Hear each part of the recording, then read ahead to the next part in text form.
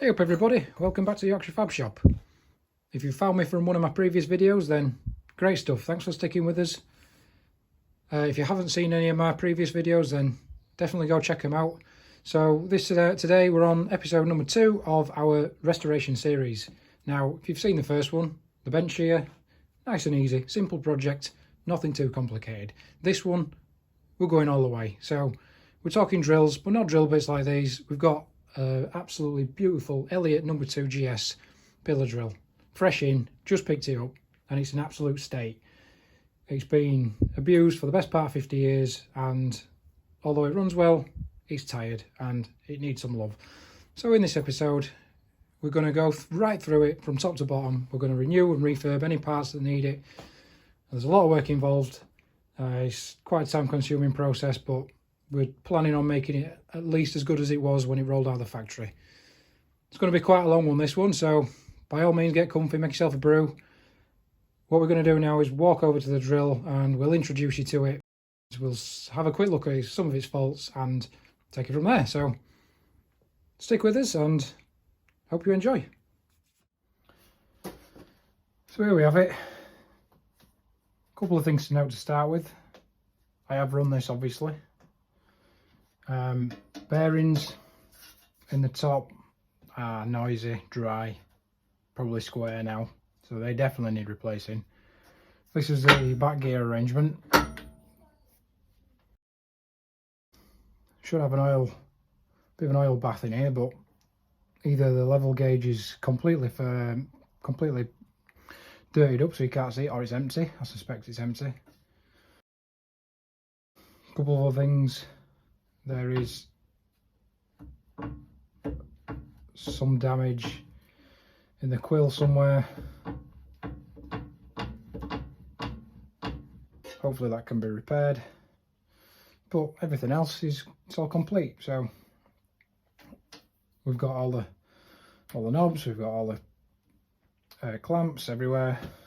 3 handles on the feed handle, and spring return, which does in fact work. So generally, like I say, it's nice and complete. Seems to work well. I'm going to throw a vise on the table with a bit of material and I'll chuck a drill in there. We'll see how noisy it is. The other thing to note is, although it has got forward and reverse direction, it's been wired up to only spin in one direction. So one thing we would like to do is have it so we've got both forward and reverse.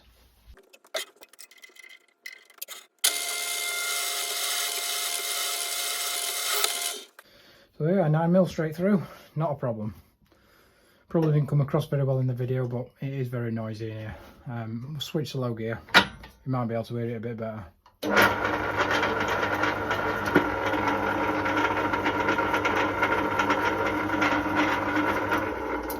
That's not the lid rattling, that's the bearings in the top. So we definitely need replacement ones. I would imagine there's quite a few as well. There'll be probably one here. Maybe a taper roller, taper ball bearing. There'll be another one here below this set of gears, and there's definitely 2 in here. But we'll get it all stripped off, we'll see what we've got and then see what needs replacing.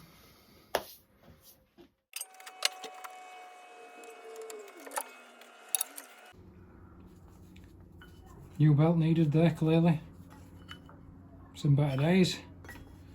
Luckily they're on cheap. That's bearing number 1 up there.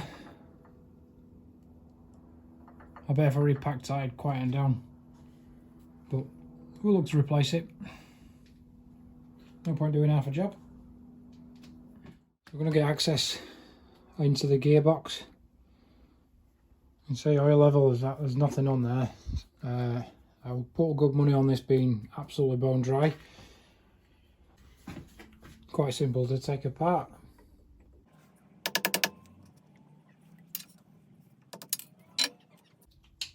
So this handle's got to come off first before you can access all the cap heads. But there is a little ball bearing in there, a little detent, so don't lose that. A little bit of tape over there. Like so, can't lose that now. And pop the pin back in, because we don't want to be losing that either. So now we can set these.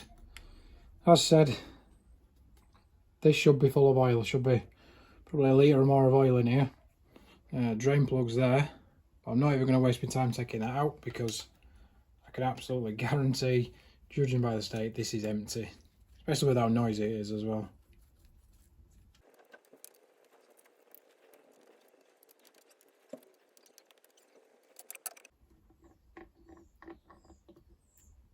Oh, what did we say there? Absolutely bone dry. Well, I tell a lie. Also, we've got some congealed jelly, grease. I don't even know what that is. Disgusting.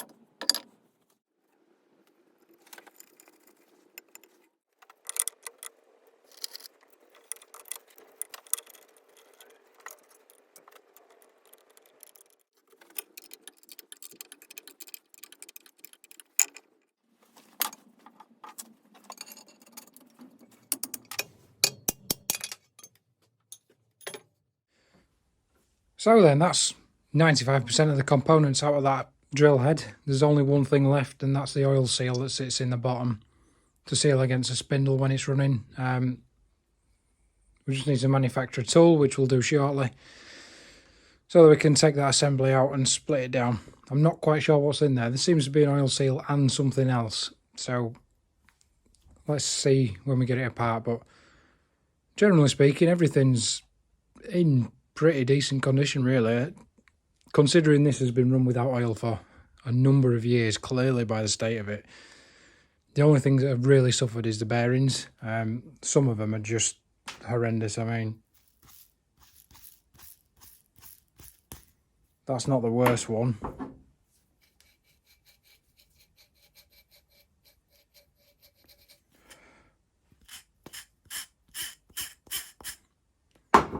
All very, very dry, but they're supposed to be submerged in oil, so what can you say? A couple of components are going to need some rework.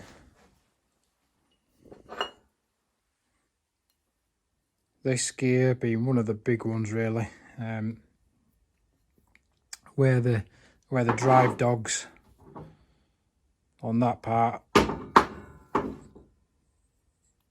fit in here.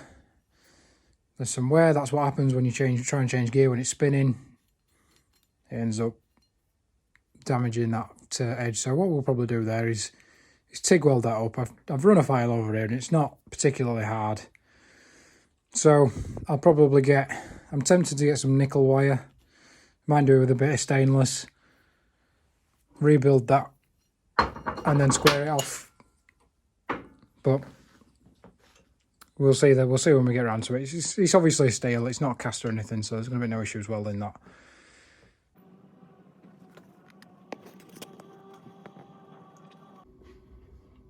Now that the head's off and virtually stripped, the only thing that's left is this component in the underside of where the quill is located.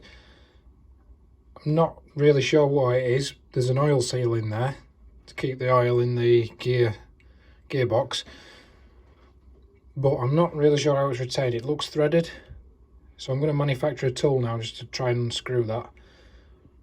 But I need to get the oil seal out either way, so hopefully by unscrewing it it'll come out as a unit and I'll be able to replace that a lot easier.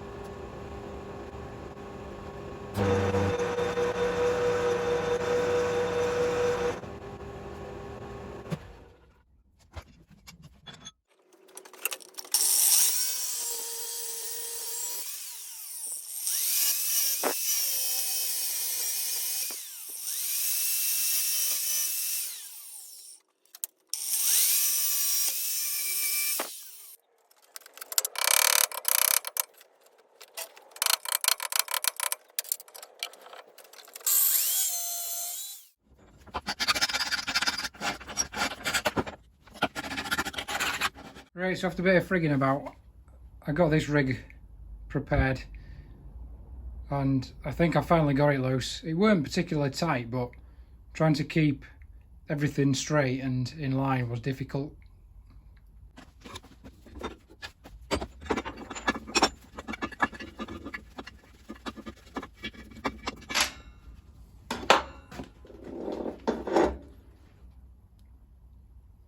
So yeah, that worked really well. Just picked up on them two dogs, and there's the oil seal. So I damaged it a bit trying to get it out, but obviously I can get proper access to that now, and I'll do a better job of getting that one out.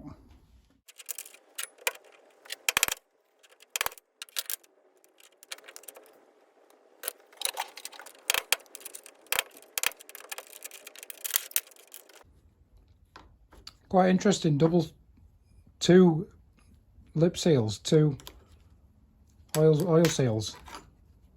I thought it seemed a little bit odd when I was trying to look in there earlier, but they definitely didn't want that leaking. Two seals. I mean, I suppose that tallies up with the wear on here. You can clearly see there's two evident bands. I just thought it were a double lip seal, but now it's two. With the head now fully stripped, it needs a good clean of course, but I'm going to commence on the other items because I want to get all the bearings together so I can do one order and order an entire suite of bearings. Likewise with the tools, I'll put a list of bearings at the end of the video as well of what were required, so anybody watching this can pre-order them in advance, and then you're not having to get to this stage before you can order new bearings. So the next task then is to split this down, this dual speed arrangement that was in the gearbox.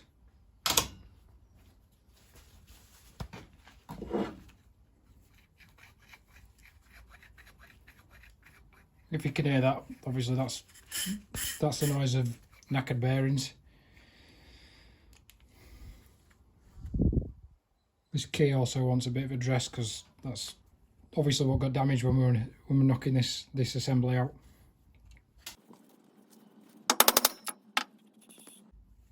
Toast. So I'll knock that bearing off in a second.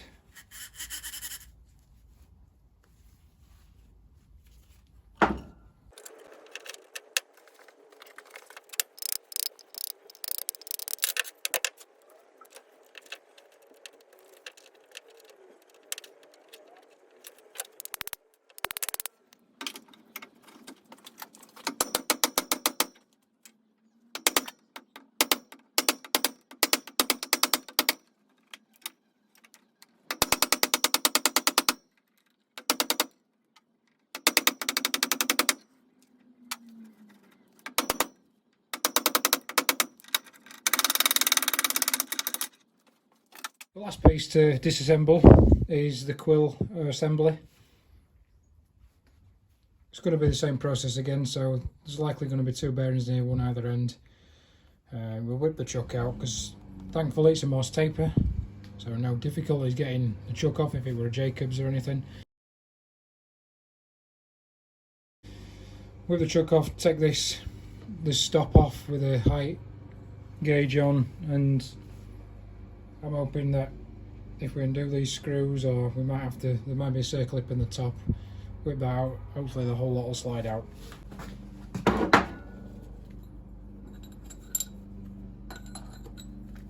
Oh, you are kidding. Look at the state of that. Who's left that like that?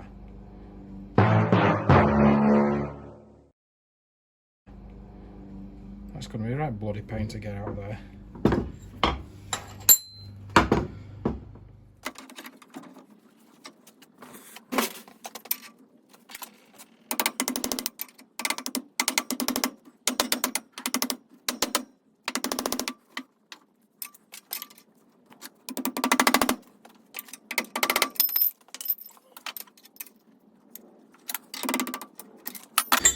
Bloody idiots. I mean, look at the state of that. Who's left that like that? Honestly. Right then, where were we?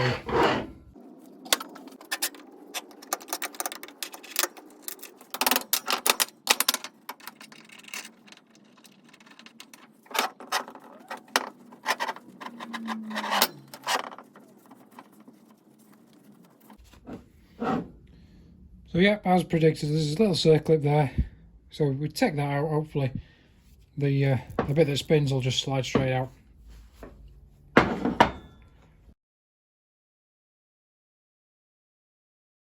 Oh well, at least it's off. Bloody hate them things. Never got a circlip pliers. This is small enough either.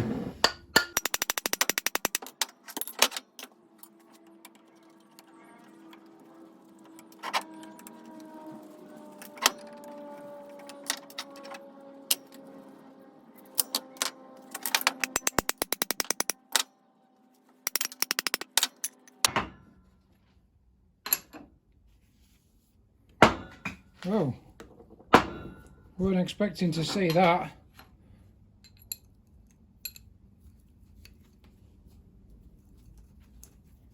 Double row, angular contact ball bearing. Quality bearing, really. That's going to be a pain because we've got to get that race out of there now, in a race.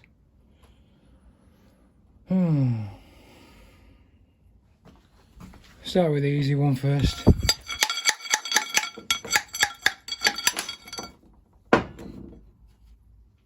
What the frick? I just fell out, I'm not sure what that is. It looks like a bit of a key, I don't know.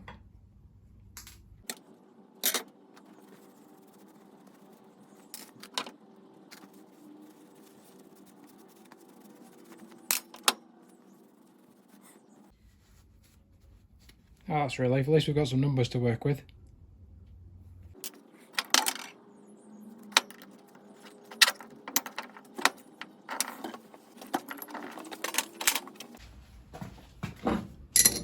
Oh, that's a bit of a relief. An internal puller that should fit that, if I'm lucky. I am. Lovely.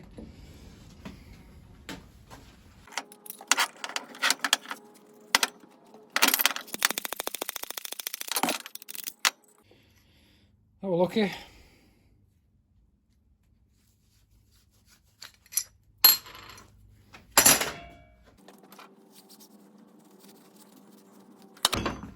Right, so what we'll do now is we'll give everything a quick clean up,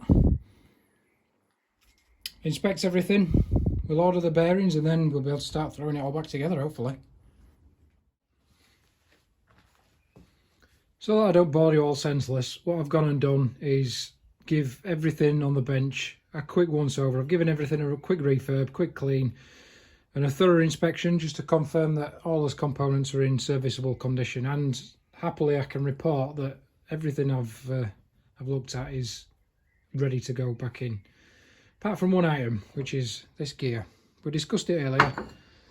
Need to do a couple of little weld repairs on there. Nothing critical. I'm going to use a bit of 309 stainless wire, TIG weld. Build these corners up and dress back with a light grind, file, what have you. Probably not stick it on machine, there's not really any point. All it needs to be something like. But what I would like to show you all is just the general quality of this drill. Now, the more time I've spent with it and the more refurbishment I've done on this, the more I realise that it is actually a proper quality piece of kit.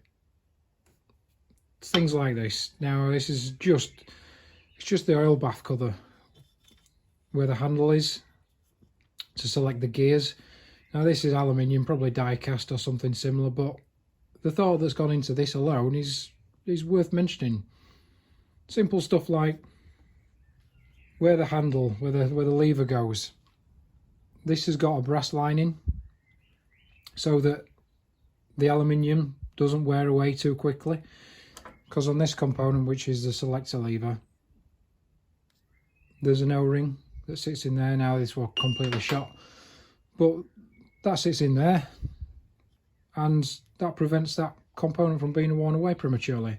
And same again where these little detents are for the selector lever. Instead of just having a cast recess that picks up on those two locations, they've actually gone and screwed a piece of steel on, because they want this drill to last 1,000 years, obviously. So by having that there, you're going to avoid any premature wear again. And then there's other things I really like this secondary drive gear, if you want to call it that. Tough null. This acts as your safety net, if you like. If you decide to drill a 600mm hole with it and want to do it at 3000 RPM, then this is going to give you a bit of an indication to say, right, well, think about what you're doing, and that'll get destroyed before anything else important gets destroyed, because they're replaceable. Clearly there's four little screws in there. You can whip that off, swap it for another one, and try again if you so wish. But yeah, there's just a real air of quality about this, and I really am growing to like it, to be honest. But we'll focus on this for now. Got the bearings to order, so they're on the way.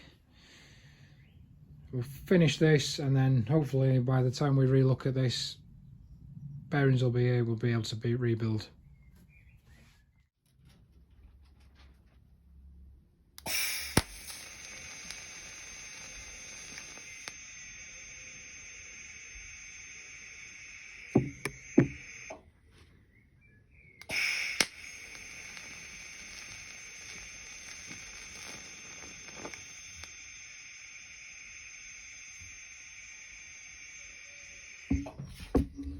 Should be alright, don't want to do too much. Quite sooty, there's probably a lot of oil and grease stuck on there still. Same again on this side.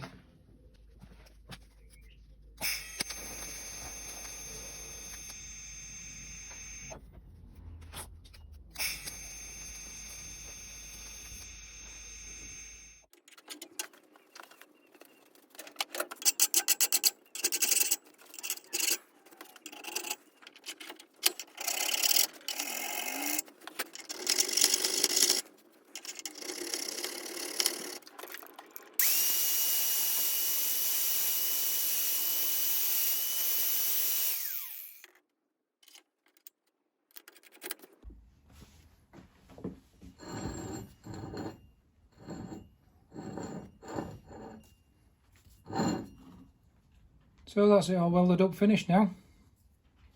Not too bad. Oh, we could have added a little bit more here, I guess, but anybody that knows TIG welding knows it's difficult to build corners up. So there's only so much you can do without piling massively excess amounts of material in. Apart from that, yeah, the edges are finished pretty good. So we're happy with that repair. You can barely tell we've been there. And before anybody comments on the devotion to the project, This has all been hand prepared, ready for new paint. A lot of it chipped off, admittedly, so it wasn't too bad, but I haven't got the luxuries of a grit blaster here, so hand scraping, bit of emery, wire wheel is the way to go. If you take a quick look in the gearbox, you can see we really have gone to town with cleaning this properly, and every drop of old grease, oil or fluids, whatever were in there, has now been removed. So that's ready to accept some new oil when we commence rebuild. With that welded up then, that's all of the refurbishment done. To a standard that I'm quite happy with now.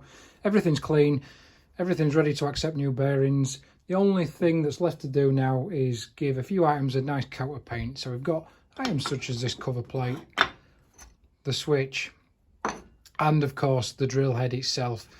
We're going to give them a bit of primer first and then give them a nice coat of enamel. You'll have to wait and see what colour that's going to be.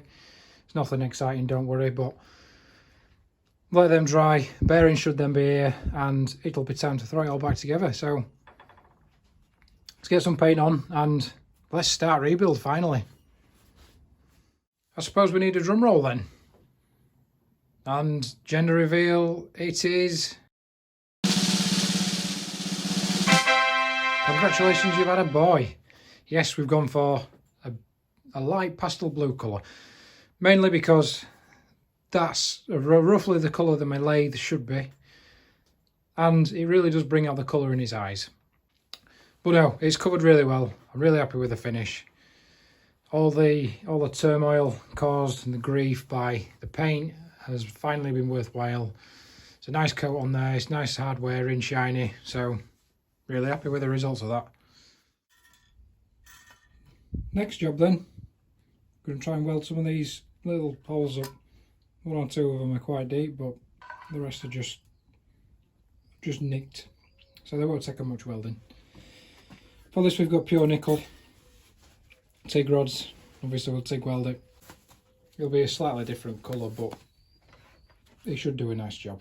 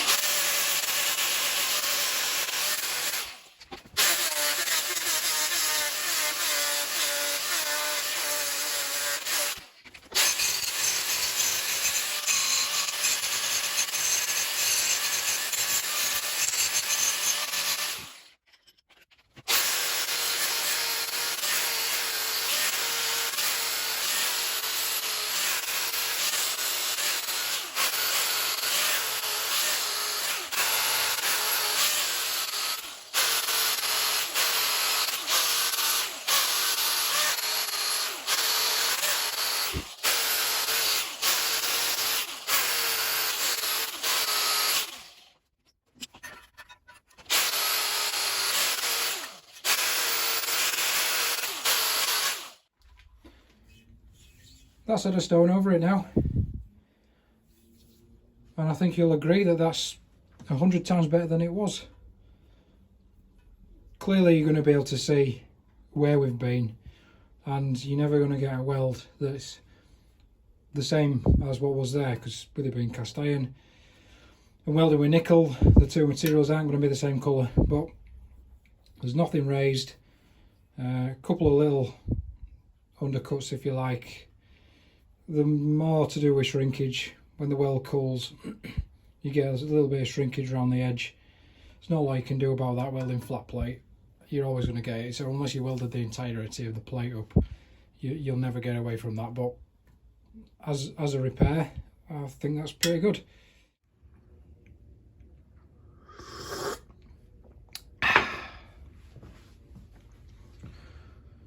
Okay, so we've got a brew in hand. We're in business now. I've done all the painting. Now, a word of warning. Whatever you do, don't pick some nice enamel paint like I've done, because you'll just shorten your life.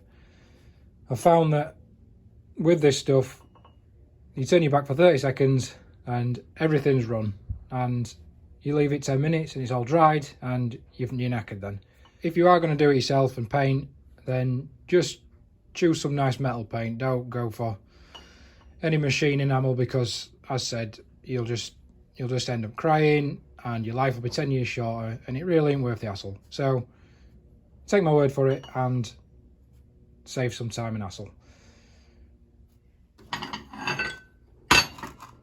We're going to throw bearings on this bit now. What I've done is I've made a load of tools to press the bearings on without hopefully damaging anything. So you'll see them in action in a minute. But what we are going to do is pack the bearings with grease and then throw them on. So we've got some quality bearing grease, some Castrol Spherol Ep2. There's a number of bearings in this obviously that won't get an oil bath or won't get covered in oil. So they need packing with good quality grease because you're not going to get access to them.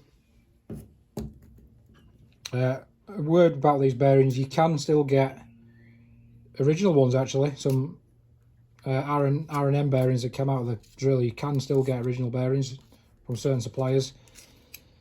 However, if you do want original bearings, be prepared to spend some money because they're chuffing expensive. I think I got quoted the best part of 500 quid for bearings. So what we've got instead is some equally good quality by other big manufacturers such as SKF, which are a little bit cheaper, but will still do the same job. So we've got this nice and packed with grease. Get it proper blathered in, because again, you're probably not going to get into this again to replace them or repack them.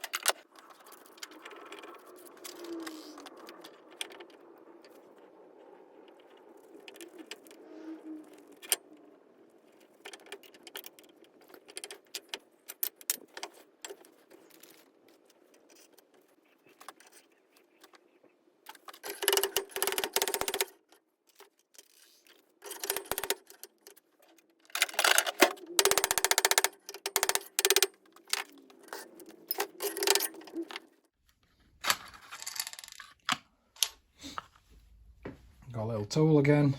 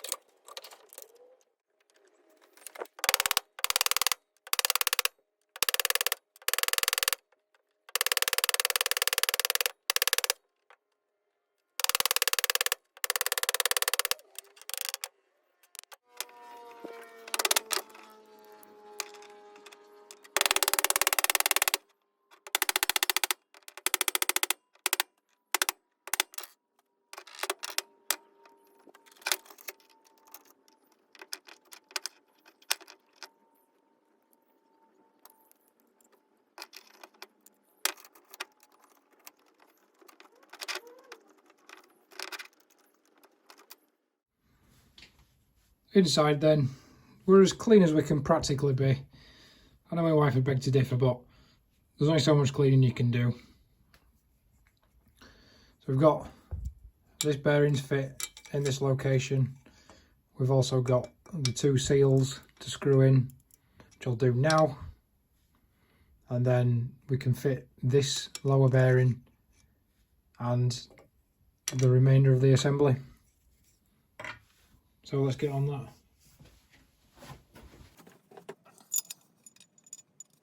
No need to grease that bottom one, of course, because it's going to be running in an oil bath.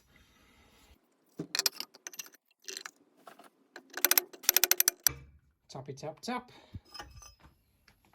So I'm going to proceed to fit the oil seals and the lower bearing of the main spindle.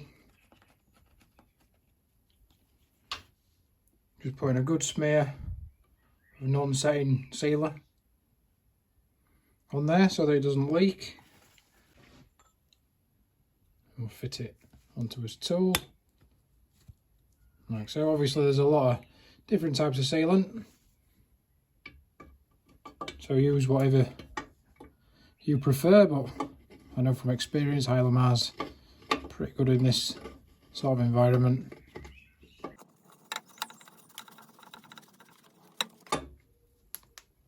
Not too tight, don't need to be over tightened. So fit this next, the lower bearing.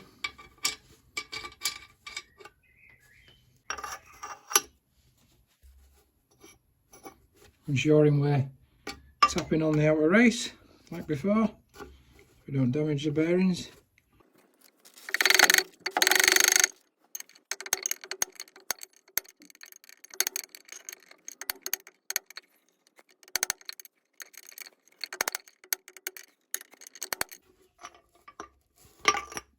I reckon that's home.